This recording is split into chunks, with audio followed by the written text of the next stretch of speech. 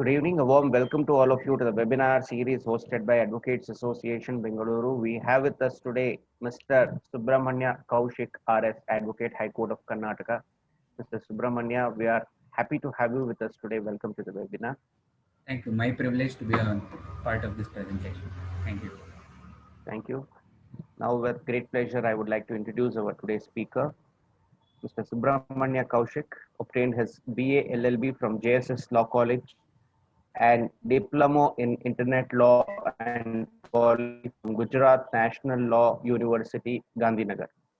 Ever since his enrollment, he is practicing with Sri S.V. Chalapati, Senior Advocate, and practices before the trial courts and High Court of Karnataka. His core area of practice includes conventional civil litigation, commercial litigation, arbitration, writs, and also conveyancing. He also has interest in public lawyering and sports law.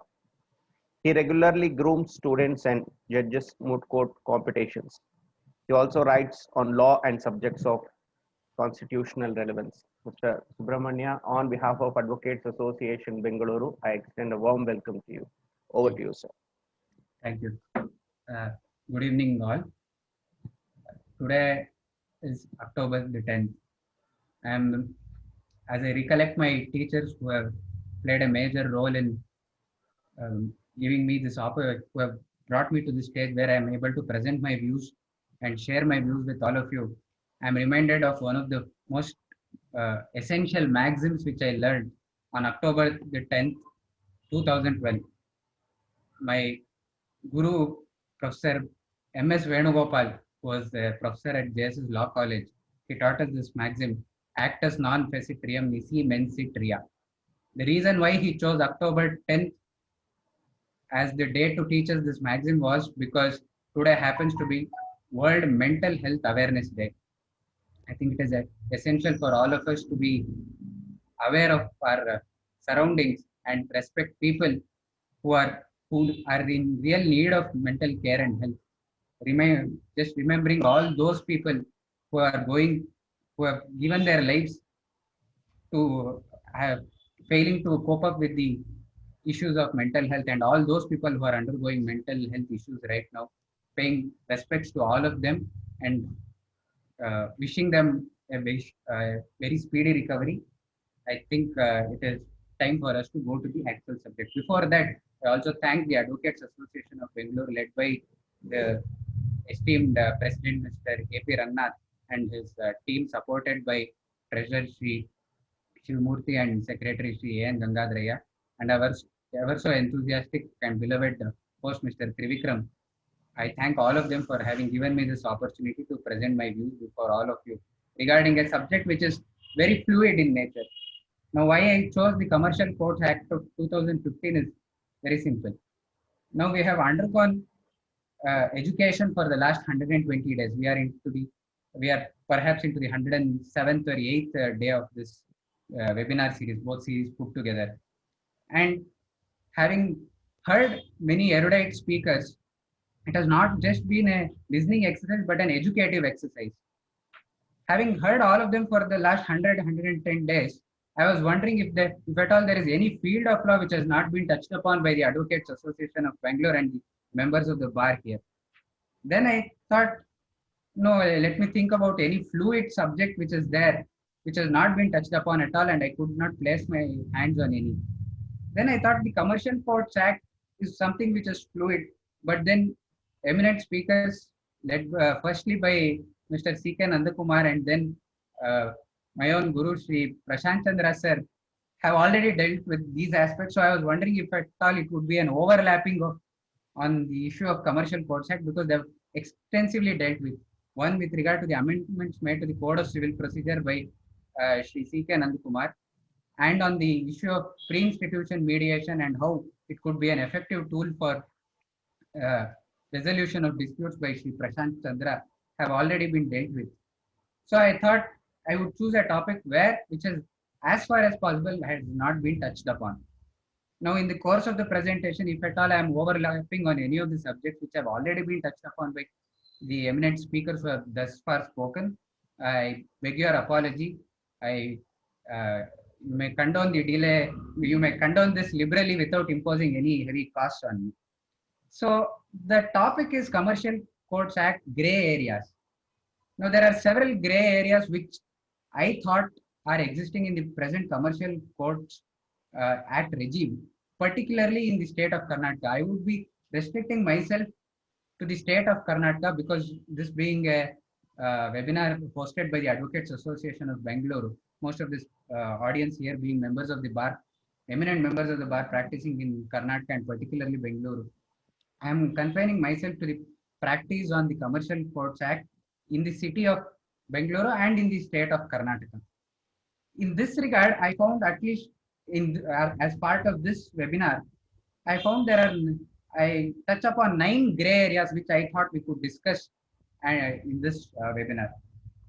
I will first enumerate what those gray areas are and what I would be touching upon, and then we can discuss in detail as to how, if at all there is a gray area, if there is one, how to resolve it, if at all there is a solution. And in this regard, I must also enter a caveat here saying that what views I express here are mostly of my own, of my interpretation of the Commercial Courts Act and the relevant statutes which are there in force. And any views, queries, contradictions, objections are always open because this being a fluid subject, the law is just evolving. We are in October 2020. I remember that the Act came into force on 23/10/2015. The Act is only a baby in its infancy. I do not use the word childhood because childhood would mean that the Act will have a shorter lifespan. So I would say it is still at its infancy, already having undergone a very major surgery in the year 2018. So therefore, with this caveat, now I would first enumerate the areas which I thought are the gray areas here. First one would be with regard to the dispute definition of the commercial dispute. What should be a commercial dispute? What can constitute a commercial dispute is what I would be dealing with as part of this first aspect, that is commercial disputes and definition. The second one would be specified value and valuation. Now we are all aware of one set of valuation. Thus far we were aware of the valuation under the Karnataka Court Fees and Suits Valuation Act or any other enactment in other states. Now section 12 of the Commercial Courts Act also says how to determine specified value, and the specified value, the definition of specified value itself has undergone a major amendment from 1 crore to 3 lakhs. It was reduced by way of the amendment of 2018. Now, what are the controversies involved with regard to the specified value would be the second gray area. The third one will be with regard to the hierarchy of courts, hierarchy of commercial courts with special reference to the state of Karnataka. We have the Karnataka Civil Courts Act, the Karnataka High Court Act, Bangalore City Civil Courts Act, and the Small Causes Court Act, which govern the hierarchy of courts in Karnataka. What is the interplay between these enactments and the Commercial Court Act will be the third aspect. The fourth one relates to appeals. Appeals is mostly governed by section 13 of the Commercial Courts Act. How appeals are made, whether appeals are maintainable against certain orders. If they are maintainable, what is the scope of appeal? When, how, who should decide these appeals will be the aspect that I would deal with. The next one is somewhat related to appeals, that is challenging interlocutory orders and revisions. Whether there is any way of challenging interlocutory orders, whether the bar for revision, which we all know, which is contained under section 13 of the Act, is absolute. I mean, section 8 of the Act is absolute, would be the next aspect. After that, I would touch upon the effect of the court coming to a conclusion that there is no urgency in the matter to hear a commercial dispute without exhausting the remedy of pre-institution mediation. Whether if it is found by the court that it is not necessary to grant any urgent interim relief, what should be the consequence of such a finding by the court would be the next gray area. The other aspect connected to pre-institution mediation, which I would deal with, is whether pre-institution mediation should be held mandatory even when the defendant wants to set up a counterclaim. That would be the next gray area. After that would be the consequences of failure of mediation on our pockets. Whether I am entitled to any refund of the mediation fee, whether there is any other mode for me to recover the fees which I think I might have lost by virtue of the failure of mediation. The last one would be execution proceedings and appellate proceedings. Whether to pending execution proceedings and appellate proceedings, the provisions of the Commercial Courts Act 2015 or the amended Act of 2018 would apply. These are some of the areas which I thought I would discuss with all of you today. The first one would be the very definition of commercial dispute. Now, section 21C of the Act deals with commercial dispute. The first and the foremost observation which I think is material is, I read the definition of a commercial dispute as contained in the Act. Section 21C. Commercial dispute means a dispute arising out of. The use of the word is means here, which means it is an exhaustive list of commercial disputes which is contemplated by the Act. It does not say means or and includes.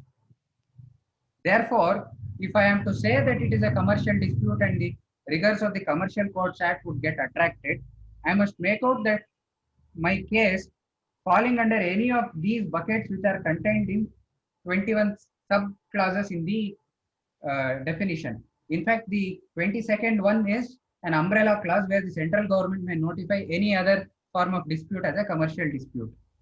Now, if I do not fall under any of these 21 or 22 categories, then I am out of the commercial court. Therefore, I'll have to make out my case to be falling within any of these 22 categories to be called a commercial dispute, and a commercial dispute which may be in the nature of a commercial dispute in my eyes or my opponent's eyes or in the eyes of any other person may not necessarily be a commercial dispute within the meaning of the Act. Therefore, the definition being an exhaustive definition, we will have to pay attention to each one of the words used in the in the definition is my humble submission. To this, having done that, I find that there are three particular sub-clauses which have very wide amplitude and are which can be subject matter of interpretation in the due course of time by our courts, both the High Courts and the Supreme Court. They are sub-clauses 1, 7, and 18. Subclause 1 is ordinary transactions of merchants, bankers, financiers, traders. Before that, another interesting observation which I made is that most of the disputes contemplate an agreement in place.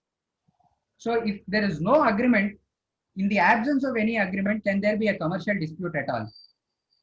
To this, the answer lies in some of these clauses, because why I specifically pointed out these clauses are, subclause 1 deals with ordinary transactions. So this transaction need not necessarily involve a prior agreement in place.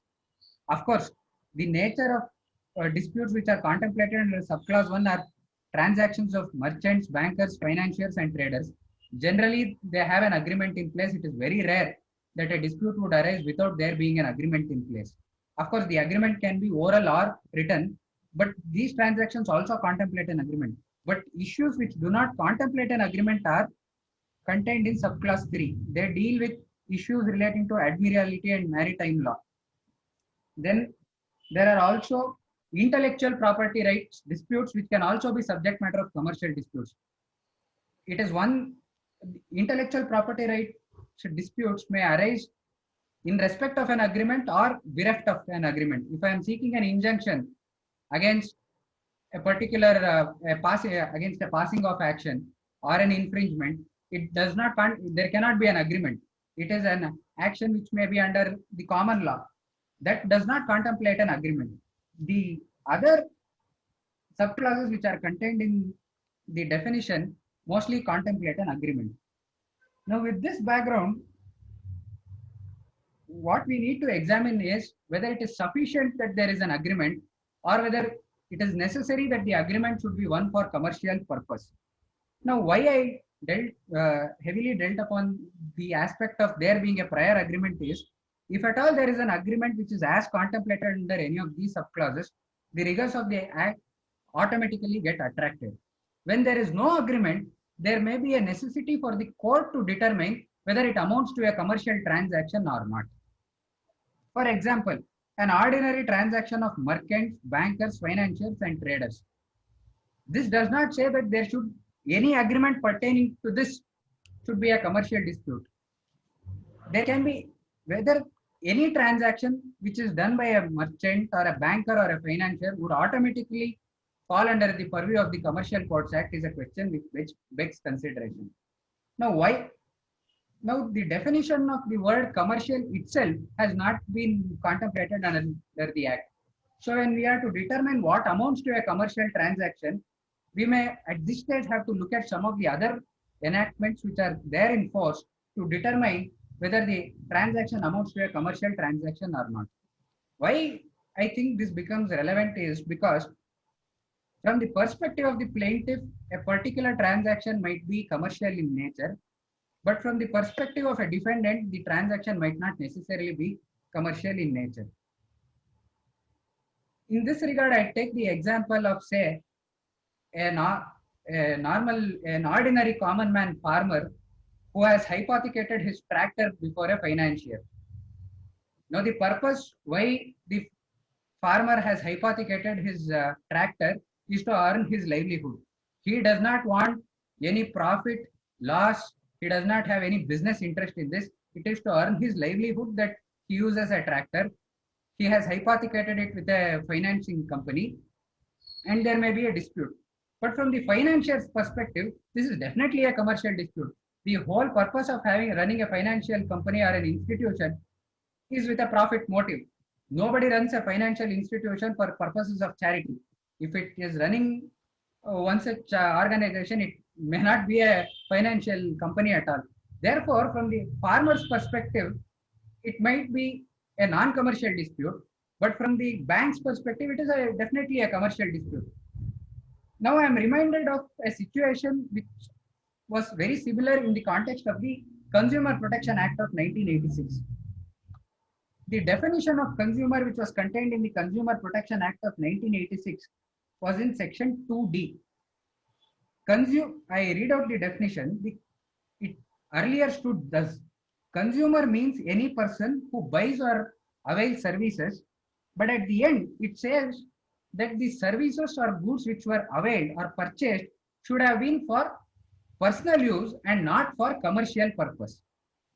Now, what happened? A simple example, as I told, suppose let us take the same case of this farmer who purchases a tractor for the purpose of his farming, and there's a defect in the tractor, or there's a defect in some other machinery, or say a Uber driver who purchases an Indica car or an Etios car for the purpose of running for his own livelihood. Suppose there is some defect in the car and he files a consumer dispute. Can the car manufacturer or the dealer say that you purchase the car for commercial purpose, not for your own personal use? The car that you are using, the Uber car that you run, is not for your own personal use. You are further using it for commercial purposes. Therefore, you cannot be a consumer under this act. This was the type of defenses which were taken by the opponent parties way back, perhaps in the 1990s or the late 80s, when the Consumer Protection Act had just come into force. Therefore, the legislature had to step in and resolve this. This was done by way of an amendment which was brought to the Consumer Protection Act by adding an explanation by way of Act number 50 of 1993. So the commercial purpose, there was a insertion made. At the end, this insertion was made, but it does not include a person who avails of such services for any commercial purpose, and an explanation came to be added.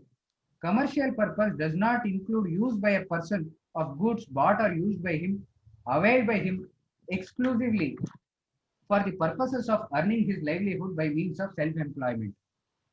This is the case where a Xerox shop owner who purchases a Xerox machine or a Uber driver who purchases a car would come into place. They are using those for the purpose of earning their livelihood, though not for personal use itself. This was whether this amounts to a commercial purpose or not came up for consideration before several judgments, before several cases before the Supreme Court. And one leading judgment on this point is Lakshmi Engineering versus PSG Industrial Estate, reported in AAR 1995 SC 1428. This judgment exhaustively dealt with what commercial purpose is. In the course of discussion, their lordships of the Supreme Court, a division bench, held that the word commercial would imply that there must be a nexus with profit. It is not sufficient that that he is not personally using it, but the whether the end use is for profit. If I'm purchasing a particular vehicle, if I'm availing a particular service, whether I am doing it for the purpose of earning profit or whether I am doing it for the purpose of livelihood. If I am doing it for profit, it is my own business, then if it is my business, then it becomes commercial purpose. If it is for my personal use, then it cannot be termed as commercial use. So the test which is to be applied as held by the Honorable Supreme Court in the context of the Consumer Protection Act is profit motive and whether the end use is for the purposes of making profit. If that test can be applied for the Consumer Protection Act, I feel that a similar situation, if and when arises under the Commercial Courts Act, could also be applied when a question arises whether a dispute is a commercial dispute or not. And in fact, in the very same judgment, the court ultimately holds that whether a particular use is for commercial purpose or not is a pure question of fact, and that question of fact obviously will have to be established and answered by the parties only by way of leading evidence. Now, what is the stage at which a commercial court or an ordinary court has to go into this question of whether the dispute is commercial or not? That is a matter of procedure, which I will deal with in the due course of time. Another indicator of what a commercial dispute is contained in section 34 of the Code of Civil Procedure. Now, there also the word commercial is used. Now, at this stage itself, I would say this, that it is an interesting thing that though the Commercial Courts Act has dealt with a lot of amendments, a lot of provisions of the Code of Civil Procedure, the legislature thought it fit not to amend section 34 of the Code of Civil Procedure. There is no amendment made to section 34 of the Code of Civil Procedure. An amendment is made to section 35 defining cost. Now, why I say this is because section 34 pertains to interest. So it deals with money. But still the legislature thought it fit that section 34 is retained as such. Perhaps for this reason. Why I say that is, as we all know, interest can be awarded by a civil court for 3 periods. One is the pre-litigation period, which is governed by the provisions of the contract or custom or usage. The other is the pendentia lita interest, that is during the pendency of the litigation. The third one is future interest. Now, there is a cap on future interest which is contemplated under section 34 CPC, which is there cannot be future interest exceeding 6%. But this comes with a proviso where an exception is carved out for commercial transactions. Now, why the legislature thought it fit to carve out this procedure is because in commercial transactions, the stakes being high, the purpose itself being one of profit motive, then obviously if there is money due to a particular party and if money is not paid on time, he must be entitled to a higher rate of interest. Now, while dealing with this, what should be a commercial transaction and what can be construed as a commercial transaction is also well explained in the statute book itself. I read out explanation 2 of section 34 of the Code of Civil Procedure. It reads thus: for the purposes of this section, a transaction is a commercial transaction if it is connected with the industry, trade, or business of the party incurring the liability. Therefore, what is a commercial transaction is defined here. But there are 2 aspects to this. One is to say that it is a commercial transaction. The other is to say it is commercial transaction from the prism of whom. The rider here is that it must be a commercial transaction in the eyes of the party who is incurring the liability. We'll go back to the same example. Suppose the Uber driver, assuming that he files a suit against the manufacturer of the car for recovery of damages or for recovery of money which is due to him in respect of the purchase of the vehicle, or some refund which he was entitled to, whether he is entitled to an interest which is contemplated under section 34, under the proviso to section 34, will have to be seen from the perspective of the judgment debtor. In fact, this question came up for consideration before a single bench of our High Court way back in year 99 itself, in the case of Meenakshi Pharma Distributors versus State of Karnataka, AR 1999, Karnataka 192. This is an interesting case where the state was the respondent, rather the defendant, and the state purchased certain medical equipment for the purposes of its dispensaries and hospitals. Now, the plaintiff was a distributor of pharmaceutical goods, and he was not awarded interest as contemplated for a commercial transaction by the trial court. Challenging this, he goes to the High Court saying that it should have been a commercial transaction, that and I should have been entitled to an interest equivalent to that of a commercial transaction. His lordship of the Honorable High Court held that it should be a commercial transaction in the eyes of the judgment debtor. The judgment debtor herein was the state of Karnataka, which was using these goods and medical pharmaceutical equipment and medicines for the purposes of dispensing it to poor people, which is this being a welfare state, that cannot be termed as commercial transaction. Therefore, interest was denied. In fact, this is one of the leading judgments on this point of our High Court, and argued by a very eminent lawyer who is now an honorable judge of the High Court. As an aside, I would just want to bring that to your notice as well. And then we now, having understood this, I would next go to the aspect of agreements relating to immovable property. Now, this is also been a subclause which has been subject matter of a lot of litigation before various commercial court jurisdictions.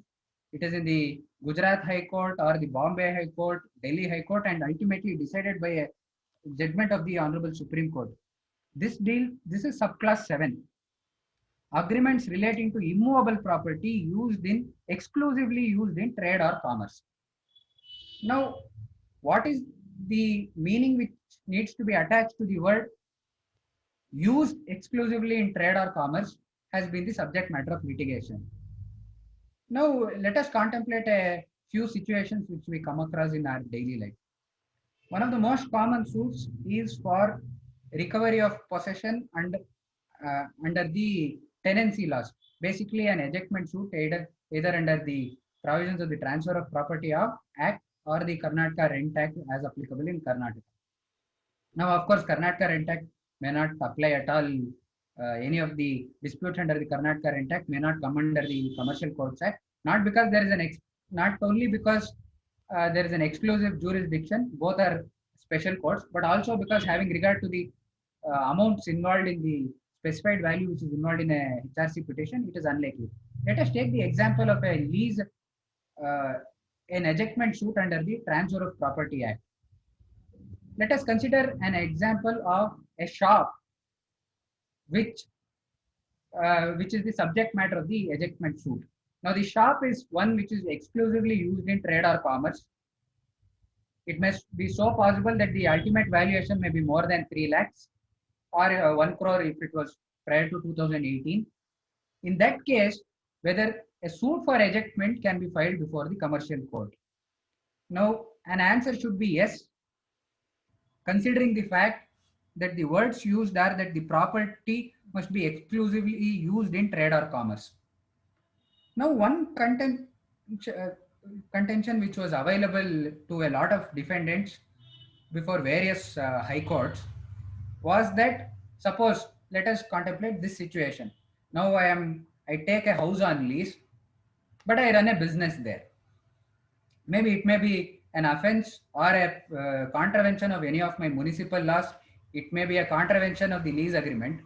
But the fact of the matter remains that I use the property exclusively for my trade or commerce. Whether that alone is sufficient to attract the rigors of the Commercial Court Act was subject matter of a lot of litigation. Now, the Delhi High Court took a view in the case of Monica Arora versus Neeraj Kohli. There is a reference in that judgment. The citation is 2016 SEC Online, Delhi 5259. Monica Arora versus Neeraj Kohli. Referring to a lot of earlier suits, the Delhi High Court took this view that it is sufficient if the immovable property is used in exclusively used in trade or commerce, irrespective of the fact that the property in the eyes of the municipal laws or in general conception be an property which is non-commercial in nature. Maybe the municipality may tax the property as a residential property, but if I am using it for exclusively for trade and commerce, even then the next question which would come up is whether the property, whether it is sufficient that the property is meant for commercial use or whether it should actually be used for commercial use. This has been settled by a judgment of the Supreme Court of India, which is right now the only authority available of the Honorable Supreme Court in the case of Ambalal Sarabhai versus KS Infraspace LLP. Now, this is the cause title becomes the citation becomes important because there is a similar judgment of the same cause title, which is also reported very recently that pertains to Order 39 Rule 1 and 2. This judgment, which I am referring to, is a judgment dated 4th of October 2019, decided in Civil Appeal number 7843 of 19. This people, all of us advocates from the state of Karnataka should be very. We must remember this judgment because this judgment is rendered by His Lordship Justice A.S. Bopanna, which is now the most leading judgment or perhaps the first judgment on this point. There, their lordships were considering the question as to whether the property should be exclusively used in trade or commerce or it is sufficient if the property is reserved to be used. Referring to some of the judgments which were rendered in several high courts and also an earlier judgment in the context of other land laws, the Honorable Supreme Court actually be used and it is not sufficient if it is meant to be used. Therefore, of course, this is only the first judgment. Whether this judgment should hold the field, whether it is right or wrong, only time will tell us. But the fact of the matter remains that the law as laid down by the Honorable Supreme Court today is that the property must be exclusively used for trade or business and it is not sufficient if it is meant to be used. A similar view is also taken in by the Delhi High Court in Jagmohan Behel in the that is also a judgment rendered in the year 2017 in FAO OS 166 of 2016, Jagmohan Behel versus State Bank of Indore. This judgment is also rendered by His Lordship Justice Sanjeev Khanna, who is now a judge of the Honorable Supreme Court, wherein another interesting observation is made apart from the fact that the property should actually be used. Their lordships hold that I'm reading out from the exact judgment. The property must be exclusively used for trade or business, and it is not material whether renting was the trade or business of the defendant. Now, this takes back to our earlier discussion as to how to construe a commercial dispute. Now, their lordships hold that it is not sufficient if the defendant was doing this business of renting out of shops or houses. What is material to be considered is whether the property which is subject matter before the court is exclusively used in trade or commerce. Therefore, let us contemplate a situation where I enter into an agreement of sale with a developer, say a developer like Mantri or Prestige or Brigade or any of the developers. And the developer for some reason could not convey the property and I am constrained to file a suit for specific performance. Now, can this suit be filed before a commercial court? Going back to our discussion, for me, I am purchasing this house for the purpose of residing. It is not trade or commerce for me because I am purchasing this house for the purpose of residing. But from the developer's point of view, his business is to sell houses, build houses. That is his business. In fact, he earns profit out of it. Therefore, it becomes commercial transaction from his point of view. Whether this should be a commercial dispute or not, well, I would say that the answer, in my opinion, it can be a commercial dispute. But as I've already told, this is an issue which is to be decided in the due course of time, as and when cases arise before the courts. either the High Court or the Supreme Court. Now, there are several other issues with regard to commercial dispute itself, but for paucity of time, I think uh, I would briefly sum up this by saying that whether a particular transaction is commercial or not will have to be decided on a case-to-case basis, at least for now, until we have a clear law laid down by the judicial precedents. Now, the next aspect which I want to deal with is specified value. This has been a subject matter of lot of confusion, particularly in courts which are high courts which are exercising extraordinary original civil jurisdiction. There are 5 of those courts in India: Delhi, Bombay, Calcutta, Madras, and Himachal Pradesh. These courts, lawyers here in Bangalore, all of us, and in Karnataka, all of us are fortunate because we have the only confusion we have is whether execution petition should go to court hall number 83 or court hall number 84. We go to a particular court, it is shifted to some other court, whether the court will be in BSNL building, whether it has to go back to Ballari. These are the questions that we are dealing with. But unfortunately for our friends in Delhi, there have been cases where the cases have moved from the district courts to high court, then an amendment comes in, then they are driven back to the district courts. This confusion still persists. Now, why all this confusion is because of the definition of specified value. To understand and appreciate this better, I would want to little dwell upon the legislative history of the Commercial Courts Act itself. The purpose of enacting this Commercial Courts Act was to ensure that India's business indicators at the world level are presentable and we invite foreign direct investment at a larger scale. One of the most popular indicators which is relied upon by business entities around the world is the World Bank Ease of Doing Business report. This World Bank Ease of Doing Business report has several parameters based on which the World Bank agency, the agency which conducts the survey or the report, gives allots points and gives a ranking of the countries with respect to ease of doing business. In this, one of the parameters to decide the rating of a particular country with regard to ease of doing business is contract enforceability. For calculating the marks or the points which are obtained by a particular country with regard to contract enforceability, a particular methodology is obtained. Why I am dealing with this is, it is this methodology which has now determined the specified value for all 1.2 crore, 1.2 billion people in India. The methodology which is adopted by the World Bank is a standard case in the eyes of the World Bank is taken as a case study. How do they determine the standard case?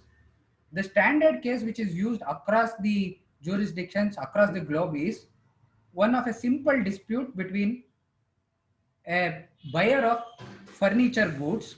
Suppose a buyer of furniture goods sues his seller, rather the seller sues the buyer for his purchase money. If he does that, how long does it take for the dispute to get resolved? This is the standard case which is used across the countries to determine whether a country is fit for ease doing business.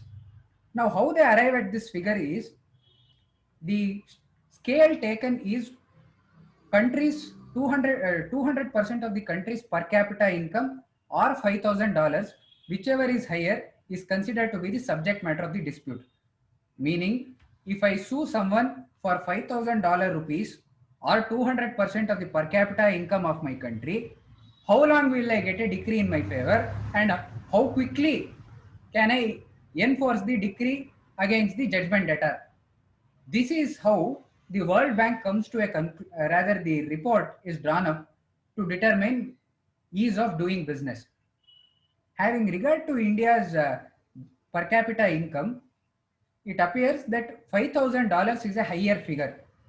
Now, for the purposes of India's case study, the standard case which was taken pertained to a dispute between a furniture seller and a buyer in respect of a transaction pertaining to $5,000. $5,000 in the year 2018, if we are to convert it into Indian rupees, comes to 3.26 lakhs or thereabout. That is why 3 lakhs came to be the specified value for all disputes across India.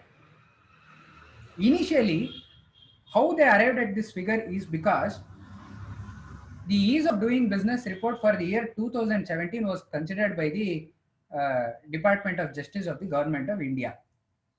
India's ranking after the enactment of the Commercial Courts Act had improved only marginally by a few figures. Now, the World Bank, while giving rating to India, considers two cities, Delhi and Bombay. The case studies are arising out of Delhi and Bombay. Now, when they did this study, one of the things they looked at is whether there is a specified commercial code for dealing with this dispute. Back then, the Commercial Courts Act contemplated 1 crore as the specified value for commercial disputes. In the year 2015, just when the Commercial Courts Act was enacted, in Delhi, the Delhi High Courts Act of 1966 was also amended. Earlier, the pecuniary limit of Delhi, the minimum pecuniary limit of Delhi High Court was 20 lakhs. It was raised to 2 crores. But the Delhi High Court has had extraordinary original civil jurisdiction for dealing with commercial disputes, which meant that ordinary disputes which are less than 1 crore would go to district courts, but commercial disputes would go to the Delhi High Court because the limit back then was 1 crore. Therefore, there was no exclusive commercial court to deal with the standard case, that standard case being the $5,000 suit. This $5,000 suit could not have been tried by a commercial court at all, because in Delhi, the pecuniary limit of the Delhi, minimum pecuniary limit of the Delhi High Court was 2 crores. And the district court could deal up to 2 crores, which meant that the act as contemplated prior to 2018 amendment did not provide for district courts being commercial courts for Delhi, Bombay, Madras, Calcutta and Himachal Pradesh, because these are the jurisdictions where the High Court exercises original jurisdiction. Therefore, the High Court itself was considered the only commercial court. Since this dispute did not have a commercial court in the eyes of the World Bank report, an amendment had to be made to include all disputes which are equivalent to this standard case, that is $5,000, to be made as commercial disputes. This is how the specified value was reduced from 1 crore to 3 lakh rupees. As a consequence, the amendment made to other sections now contemplates that a commercial court could also be constituted at the district level or even below the district judge level. This is how the amendment of 2018 was brought into force. Now, one very important consequence of the reduction of this 3 lakh amount is this 3 lakhs in Bombay or Delhi may be a commercial dispute or may not be a commercial dispute. Perhaps nobody in Bombay or Delhi would venture into filing a suit for recovery of only 3 lakhs because their lawyer fees and expenses itself will exceed 3 lakh rupees. But let us take the case of, say, Manipur or Meghalaya or Kerala, where this 3 lakhs itself might be a commercial dispute. Now, having one national legislation for all the states which determines 3 lakhs may not be proper. For this reason, a clause was added, an amendment was made to Section 3 of the Commercial Courts Act, where a leeway was given to the state government to either retain it at 3 lakhs or increase it beyond 3 lakhs. Now, this is a very important exercise because India is a state consisting of 30, it is a union of 30 different states with different GDPs, with different economic conditions. There cannot be a standard. In fact, the overriding power of the state government to amend the specified value is so much that it starts with a non-obstante clause. I read subsection 1A of section 3, which is inserted by the amendment of 2018. It starts with a non-obstante clause. Notwithstanding anything contained in this act, the state government may, after consultation with the concerned High Court, by notification, specify such pecuniary value which shall not be less than 3 lakhs or such higher value for whole or part of the state. Now this is also material because what might be commercial in one portion of the state may not necessarily be commercial for other portions of the state. In fact, this was the discussion made on the floor of the House. I read out the speech of the Honorable Law Minister, which was made on the floor of the Lok Sabha on 1/8/2008. The amendment is effective from 3/5/2008. It was promulgated by way of an ordinance. In fact, the Commercial Courts Act itself drove to the statute book by its ordinance route. So also the amendment. Whether the amendment which was promulgated by way of the ordinance should be approved or not was the subject matter of discussion. There, the Honorable Law Minister says, I quote, when we came to this amendment, we said, bring it to 3 lakh, bring it to rupees 3 lakh from rupees 1 crore. But we must give the latitude to the state government and the High Court to take a call so that the amount of rupees 3 lakh should not completely be a base parameter for that. For instance, in Uttar Pradesh, Agra can have more litigation of commercial nature. Maybe Badon may not have. The state government may take up a proposal to club 3 or 4 districts together.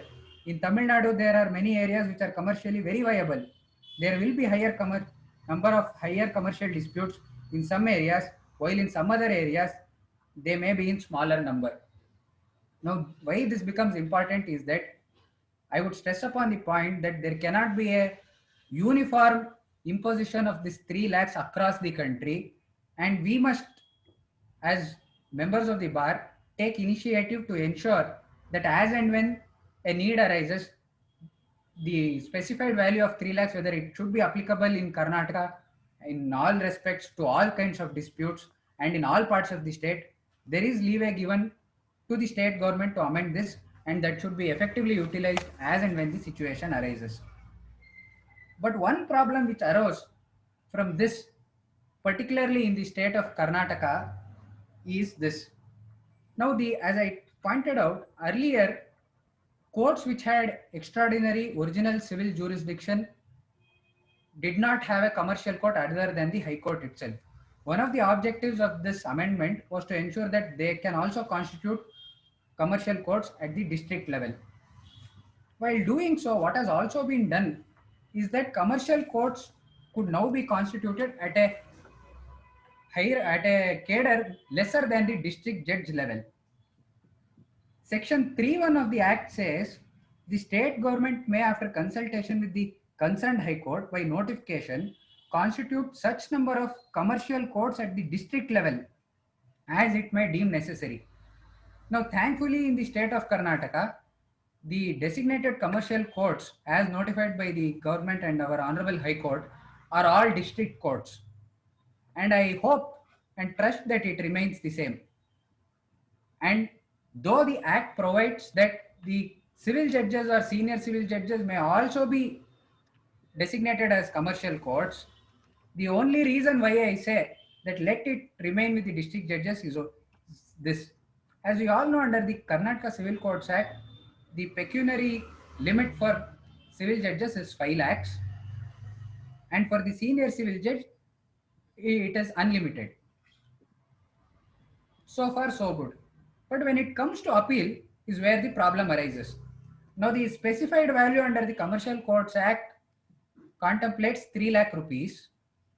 Suppose a senior civil judge is designated as the commercial court and the commercial appellate judge will be the district judge, then we will be making room for a second appeal to the High Court by virtue of section 100 CPC. Now, what is very interesting to note is that section 100 of CPC stands unamended, and nor does section 13 of the Commercial Courts Act bar any second appeal to the Honorable High Court. Having regard to the pendency of our High Court and also various courts across the country, it may not be possible and it would be highly improbable for the High Court to deal with a floodgate of second appeals lying before it. When there is a possibility of cutting down on a second appeal, I think, having regard to the fact that the first appeal itself can be decided by the High Court, if the jurisdiction of the commercial court continues with the district judges, will probably be negating the possibility of a second appeal. Why a second appeal cannot be barred is because section 100 CPC firstly is not amended by any of the provisions of the Commercial Court Act. And secondly, the language of section 100 CPC is wide enough to cover all types of decrees, not only passed under the CPC but also under any other law. If we read section 100 CPC, it reads thus: save as otherwise expressly provided in the body of this code or by any other law for the time being in force, an appeal shall lie to the High Court from every decree passed in appeal by any court subordinate to the High Court. Any court subordinate to the High Court can also be a commercial appellate court. And there is nothing contrary to this in the Commercial Courts Act. And CPC has to be read along with the Commercial Courts Act, and the Commercial Courts Act to that extent is not a self-contained code. The Commercial Courts Act does not have an existence independent to that of the CPC. When we are reading the Commercial Courts Act, we read it along with the Code of Civil Procedure. Therefore, section 100 CPC can also be read into the Commercial Courts Act. There being no contrary provision, a second appeal may also lie from the Commercial Appellate Court. This would lead to more delay, which might negate the very purposes and the objects for which this act was enacted. Therefore, right now we have not had any problem because the district judges themselves are the designated commercial courts. One another interesting aspect is that though the language of the statute, that is section 3 of the Commercial Courts Act, is perhaps not happily worded. Why I say this is subsection 1 uses the word district level, and section 3A uses the word district judge level. Now, there seems to be some distinction between district level and district judge level. As I understand it, district judge level means a district judge only.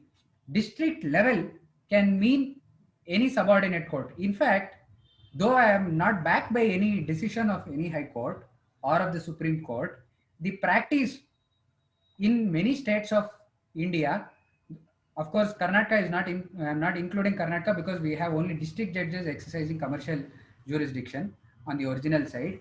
Many high courts in many jurisdictions have designated their civil judges and senior civil judges as the first court of first instance, vesting the appellate powers with the district judge. Therefore, there is no bar for a judge other than the district judge to also exercise original civil jurisdiction, provided they are so notified by the state government or the High Court.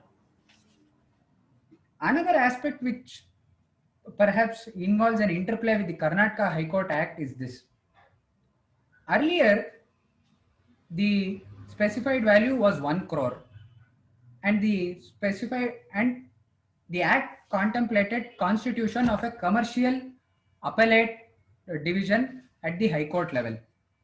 Keeping this in mind, our Honorable High Court notified that a division bench shall be the commercial appellate division or the commercial division of our High Court.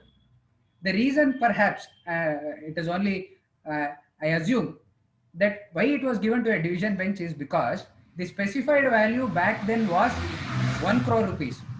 By section 5 of the Karnataka High Court Act, any dispute, when the subject matter of the appeal is beyond 15 lakhs, it can only be heard by a bench of, by a division bench. Therefore, the commercial division vested with a division bench of our High Court. But subsequent to the amendment, the specified value itself is 3 lakhs. Let us assume a situation where I file a suit for a commercial suit before the jurisdictional commercial court for recovery of 7.5 lakh rupees. And that suit is decreed. And agreed by it, the defendant wants to prefer an appeal. He prefers an appeal before the Honorable High Court. By the existing practice, since it becomes a commercial appeal within the meaning of section 13 of the Commercial Courts Act, the appeal would lie to a division bench. But the Karnataka High Court Act contemplates that any dispute which is less than 15 lakhs has to be heard by a single judge. To resolve this conflict, perhaps we may stick to in order to reduce the pendency before the division bench, because the division bench was constituted for 15 lakhs or above, keeping in mind the fact that the subject matter of the appeal is quite high. Merely because the Commercial Courts Act has notified that the specified value should be 3 lakhs or above, we can perhaps expect that the commercial appellate division can also be given to a single judge. Therefore, it will help us in expeditious disposal of commercial appeals even at the High Court. The reason why I say this is Section 14 of the Commercial Courts Act requires expeditious disposal of appeals. The Commercial Appellate Court and the Commercial Appellate Division shall endeavour to dispose of appeals before it within a period of 6 months from the date of filing of such appeal. If we are overburdening our division benches, which are as such hearing matters of important constitutional relevance and also contempt jurisdictions and writ appeals and so on, and if we are overburdening our division benches with disputes which otherwise would have gone to a single judge of our High Court, then the timelines specified under Section 14 of the Commercial Courts Act, we may not be able to meet it. Therefore, this is one of the aspects which may perhaps be resolved in the due course of time. Dealing with appeals itself, I find that the language employed in Section 13 of the Commercial Courts Act again is not very clear. Why I say this is because the title to Section 13 says appeals from decrees of commercial courts and commercial divisions. The title is appeals from decrees. However, interestingly, I find that the word decree is not used in the body of the section at all. The only place where the word decree is used is in subsection 2. There in subsection 2, the word decree is used, but the substantive right of appeal which is created by subsection 1 does not use the word decree. Now this according to me is an indication of the fact that section 13, though is titled as a provision which provides for appeals, it by itself is not a substantive provision which confers a right of appeal. It only diverts an appeal from a normal court to the commercial court. It only provides for a hierarchy of the commercial courts exercising appellate jurisdiction. It does not by itself give a right of appeal. An appeal lies against a decree under section 96 of the Code of Civil Procedure, as we all know. If an appeal lies under section 96 of the Code of Civil Procedure against a decree, then if it is in respect of a commercial dispute, then section 13 comes into play. So my right of filing the appeal, still I derive it from section 96 of the Code of Civil Procedure, which expressly says that only a decree can be appealed against. Why I also say such a thing is because subsection 1 of section 13 does not specify what kind of appeals can be filed. It is very vague in its nature, to the extent that it says any person aggrieved by judgment and order of a commercial court. Judgment, fine, but the word order can be interpreted in even the order sheet maintained by a court. Every entry in the order sheet can also be an order. So therefore, interestingly though, the earlier amendment, prior to the amendment, the original act contained a proviso, but this proviso is now confined only to subsection 1A, but not to section 1. Therefore, if we are flooding our courts with appeals against all kinds of orders, the very purpose of the enactment goes. Therefore, if we must so, according to me, we must so interpret that the right of appeal is contained in section 96 or section 100 or section 104 of the Code of Civil Procedure read with order 43 or order 41, as the case may be. The substantive right lies there. The right of rather the statutory right of appeal lies there, read with section 13 of the Commercial Courts Act. And to this extent, there is also some indication of a similar situation which arose before the Honorable Supreme Court in the case of Kandla Export Corporation versus OCI. The judgment is reported in 2018-14 SCC 715.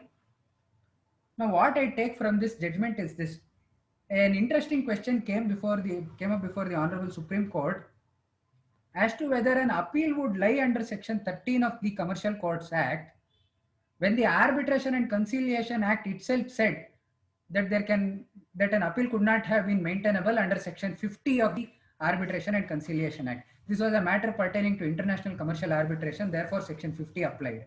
Was yeah, was the subject matter of the dispute.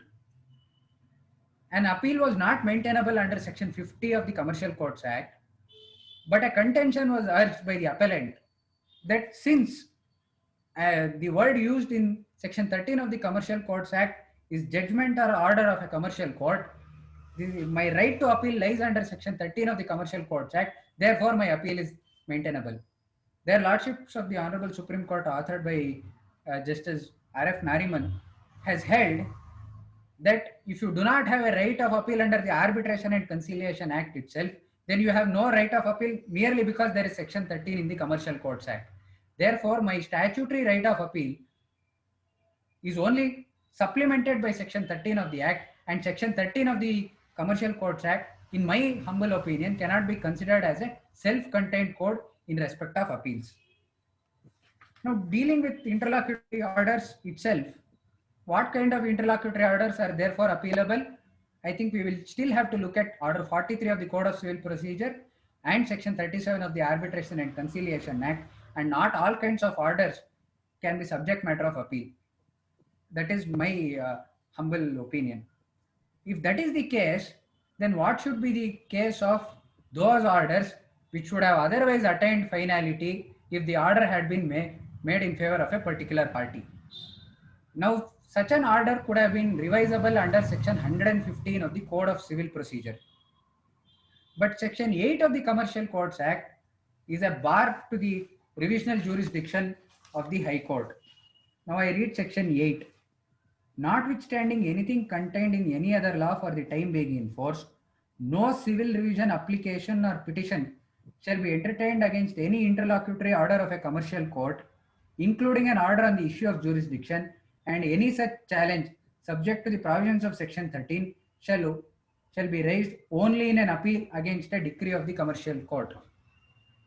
Therefore, if I suffer an adverse order, including an order on the issue of jurisdiction, then I will have to wait for a decree to be passed in my favor, or an adverse decree against me, and challenge this order in the appeal itself, which I prefer against the final decree or the decree against which I have appealed. Therefore, I will have to wait till the suit is disposed of. Now, the purpose we all know is to ensure that there is no scuttling of the trial court proceedings by stay orders by the High Court or any other court. But giving effect to this provision in its fullest entirety may lead to certain results which we may not contemplate. One example which I can think of is in a commercial dispute. Suppose the defendant files a 7 Rule 11 application on the ground that the suit is barred by law. That is Order 7 Rule 11D. He refers to a particular provision, say a bank takes up a contention by way of Order 7 Rule 11D that the suit is barred by the provisions of Section 34 of the SARFAESI Act or Section 17 of the RDDB Act. The commercial court holds, no, the suit is very much maintainable under the provisions of CPC or the Commercial Courts Act. The suit is not barred. Do we expect that the bank will have to wait for ultimate adjudication when the very purpose of the act is to ensure that there should be expeditious disposal? Because the right of revision of the bank is barred under Section 8 of the Commercial Courts Act. The bank will have to wait for an adverse decree to be passed against it and urge it only in an appeal. This perhaps could be rectified resorting to the right which is provided to us under Article 227 of the Constitution of India. Now, whether can we use Article 227 only to overcome the bar contained under Section 8? In my respectful submission, referring to filing a petition under Article 227 of the Constitution of India cannot be something which I am using as a technique to overcome the rigor contained under Section 8. Why I say that is because as has already been laid down by a curtain of judgments of the Supreme Court, the right to approach the High Court under 227 is a basic structure of the Constitution. In fact, in L. Chandra Kumar, the celebrated decision of L. Chandra Kumar, a constitutional provision which tampered with Article 227 was struck down. Even the Constitution of India, if amended, an amended provision cannot take away the provisions of Article 227. That being the case, a provision contained in a statute cannot be said to be a bar in respect of a petition under Article 227. Of course, there is no judgment of the Honorable Supreme Court on this point, but there seems to be an indication of the trend across various high courts in India, which have been entertaining Article 227 petitions. To my knowledge, there is no judgment of the Honorable High Court of Karnataka on this point yet, subject to correction. But the trend across various high courts is indicative of the fact that the right to approach the Honorable High Court under Article 227 is left untampered by the Commercial Courts Act, and rightly so. To this extent, there are 4 judgments already of different high courts. The Gujarat High Court has taken a view in State of Gujarat versus Union of India, the judgment of 2018, rendered by His Lordship Justice M.R. Shah, then the Chief Justice of Gujarat High Court. The Telangana High Court has also taken a similar view. 2 division benches of the Telangana High Court, one in Harpreet Singh Chabra versus Sumit Singh, another in M.V. Ramana versus Subhash, have taken a view that an Article 227 petition still lies even in respect of a commercial dispute. A single judge of the Rajasthan High Court has also taken the view that in the case of Rajasthan State Mines versus Ankur Mini Mines, that an Article 227 petition still lies. Now, what should we all know that such an interpretation can have the effect of creating a floodgate of petitions before the High Court. Now, the very simple way of tackling this problem lies in the fact that not all petitions can be challenged. Not all orders, merely because Article 227 is available to us, will have to make out extraordinary grounds. Now, to this extent, I find some support in 2 judgments of the Supreme Court rendered in the context of arbitral proceedings. Suppose an arbitrator passes an interim order, say on the issue of jurisdiction. Can I challenge that under Article 227 has come up for consideration before the Supreme Court in the case of Deep Industries versus ONGC. The judgment is reported in 2019-17 scale 85, where because why this judgment, in my opinion, assumes relevance is because in the celebrated judgment of SBP versus Patel Engineering, there was one paragraph where the Honorable Supreme Court dealt with whether Article 227 can be invoked in respect of orders from the arbitral tribunal. Referring to that, the division bench of the Supreme Court in 2019 has held that where an order has been passed which is so patent that it lacks jurisdiction. The lack of jurisdiction should be very patent on the face of the record. If it appears that the arbitral tribunal had no jurisdiction, such an order could be interfered with under Article 227. So even in cases where there is an express bar, the remedy under Article 227 in different statutes has been held to not be barred by that particular statute. Therefore, the same logic should apply to the Commercial Courts Act, is my humble opinion. The other aspect, the last of the aspects which I want to deal with is with regard to the pre-institution mediation. Now, a suit cannot be filed directly in the court until I exhaust the remedy of pre-institution mediation under Section 12A of the Commercial Courts Act, which we all know. Now, suppose I contemplate I want an urgent relief in the nature of, say, attachment or injunction, then a suit could be filed. Now, what should happen if I file an application and the court comes to the conclusion that I cannot be granted such urgent relief, or that there is no urgency at all, and that I have filed the application only to overcome the bar of mediation. Now, in such a situation, what should happen to the suit at all? In my opinion, three, three courses are available. One is to say that the plaint itself ought to be rejected because unless you exhaust the remedy of pre-institution mediation, the jurisdiction of the court is barred by section 12A.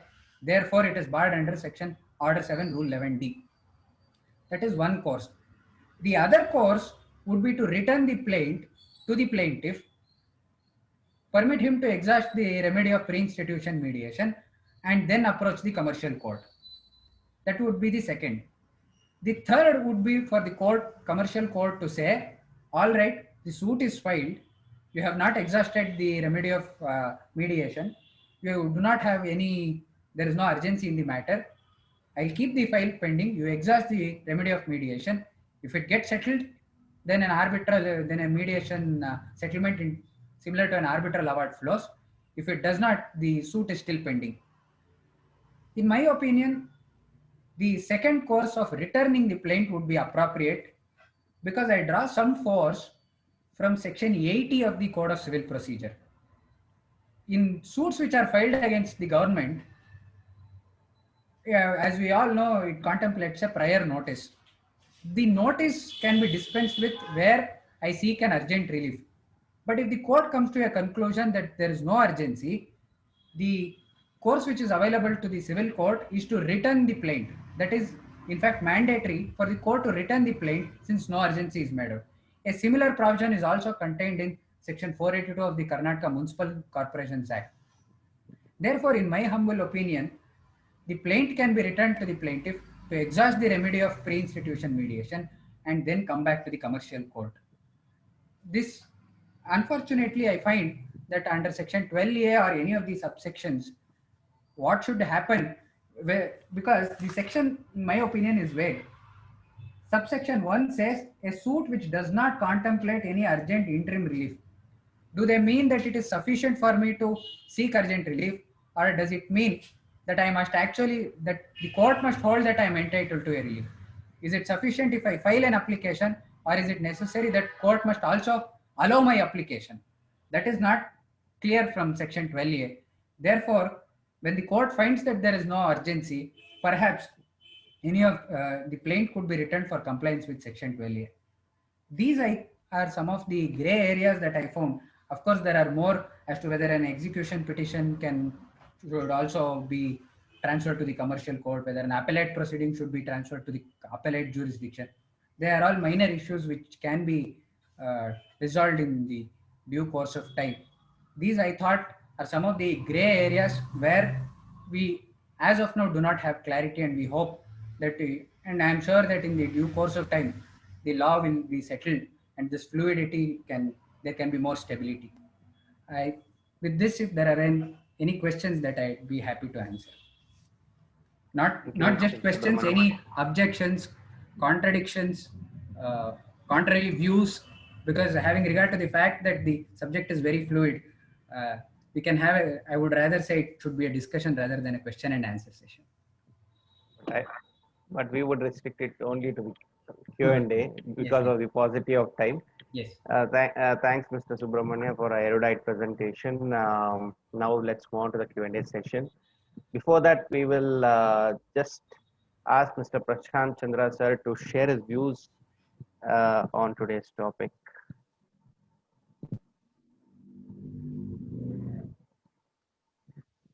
Sir, I have unmuted you very quickly for 2 minutes. If you can share your views, and also if you could say how the overall presentation was by Mr. Subrahmanya, I would be very thankful to you. Thanks for giving me 2 minutes. Firstly, very good presentation, very well analyzed. In fact, he started with saying gray areas, and he is wearing a coat which is gray in color.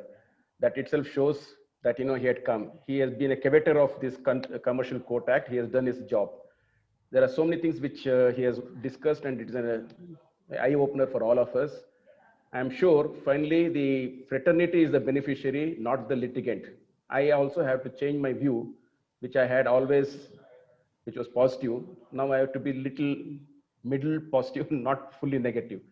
It is not served. There are so many gray areas which can be still rectified by the court, I mean the act. Thank you very much. Wonderful presentation. Thank you. Thank you, sir. Thank you so much. Let's take up the first question. In fact, we have two questions offline, but we will take up the online questions first. And we have the first online question, please.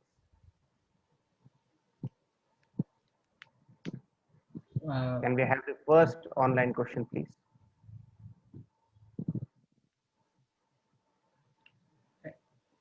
I think there's one question which is there on my screen, whether bilateral investment agreement is subject to the jurisdiction of commercial court. Now I find that bilateral investment agreement as it itself is not covered under any of the 21 subjects, and nor, to my knowledge, it is not notified under subclause 22. But I think the answer should be that what is the purpose of investment, what is the nature of investment, and the fact that it is termed as a bilateral investment agreement, it appears prima facie that the purpose is profit driven. Therefore, it may come under the purview of the Commercial Courts Act. Thank you. Can we take up the next question by Ms. Shobha as well? If the district court hearing an ejectment suit of commercial nature fails to transfer the suit to the commercial court under section 15, passes a judgment and decree directing the defendant to hand over vacant possession and arrears of rent, what is the effect of such judgment and decree? Now, this leads us to the question as to whether the Commercial Courts Act is a subset of a civil court, or it is a court in itself. It is in the nature of a tribunal which ousts the jurisdiction of other civil courts.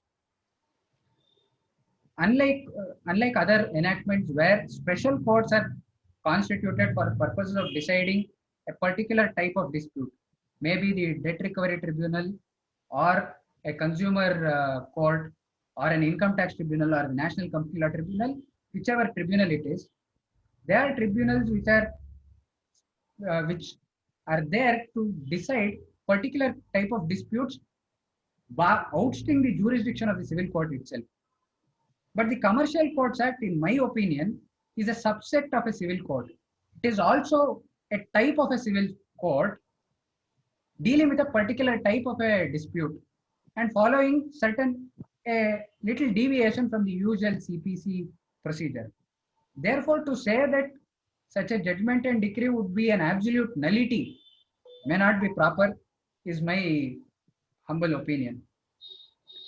But the mandate, one addition is that the mandate under section 15 is that the dispute should automatically get standard by operation of law. By operation of law, I mean section 15 of the Commercial Courts Act.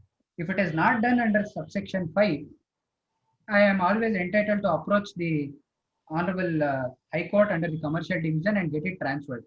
So maybe in this, if it is a particular case, a question may also come up as to what steps the judgment debtor or the person who has suffered this decree took to ensure that the dispute went to the commercial court, and how quickest were you in taking this objection that the regular court does not have jurisdiction. Right, thank you so much. Can we take up the online questions, please? Do we have any online questions? Yes, we have Gupta sir.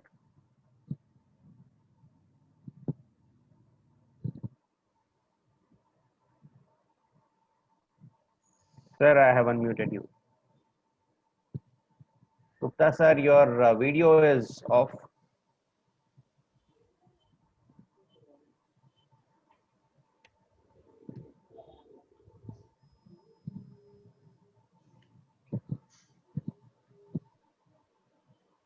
Again, you are muted, sir.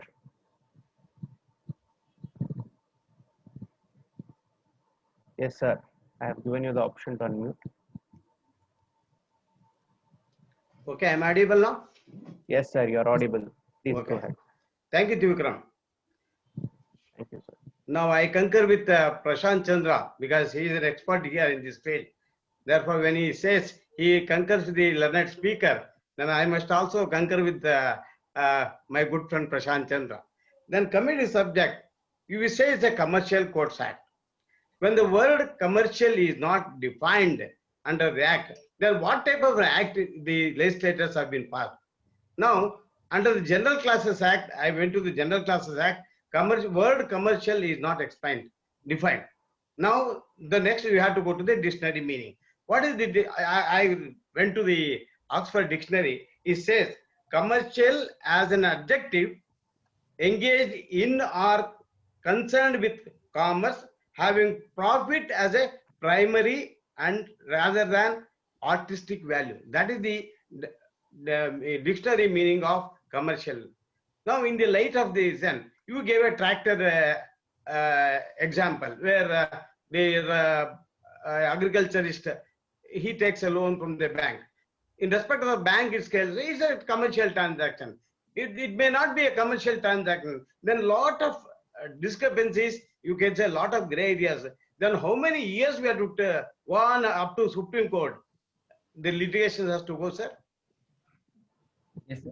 So, yeah, since the act itself is not defined, I think instead of having to wait till the law gets settled under this very act, it is better for us to look for other avenues where the word commercial is used. And more than that, I would also say that apart from the few clauses where the word transaction is used, most of the other clauses use the word agreement. The use of the word agreement, why I say that the use of the word agreement becomes important is the agreement is not qualified with the word commercial. If there is an agreement, which, for example, if there is a partnership agreement, whether the partnership is for commercial purpose or not commercial purpose, whether they are doing it for charity becomes immaterial. It definitely becomes a commercial dispute. The use of the word is joint venture agreement, shareholder agreement, franchisee agreements. These type of agreements need not be prefixed with the word commercial at all, because by their very nature, they are commercial in nature. Perhaps the gray area would be in respect of the words where the word transaction is used. Suppose I file an intellectual property suit for injunction against use of a particular trademark used in charity. Suppose an NGO uses a particular trademark, another person uses the very same trademark to say, to perhaps pass off as his own, and the specified value is suppose attained, the suit is valued for more than 3 lakhs, then does it become a commercial dispute or not? That we'll have to examine, because there is no prefix to this word. It only says intellectual property rights. Definitely this relates to intellectual property rights, but whether it does it, but the facts here which I narrated do not pertain to a commercial organization at all. Only in respect of 3 or 4 of these subclasses, maybe it requires interpretation. Others may not require interpretation, is my opinion. Well, thank you, Subrahmanya. Thank you. Thank you, sir. Do we have any more questions online? I find one question on my screen. Can I proceed to answer that? There's one question which says, should a party whose application for impleading is rejected wait till the disposal of the suit? In my opinion, he need not. Of course, right of revision would have been there. But, and one more aspect is that Order 1, Rule 10 itself is not amended. That might be one indicator. Therefore, if in a commercial dispute, I am entitled to be a party either as a necessary party or a proper party. Then if I am ousted from the court by virtue of an order under Order 1, Rule 10, either deleting me or not permitting me to come on record, then I should be able to challenge it under 227, because I become, particularly if I am a necessary party to the suit, because there might be an adverse decree against it. I need not wait till disposal.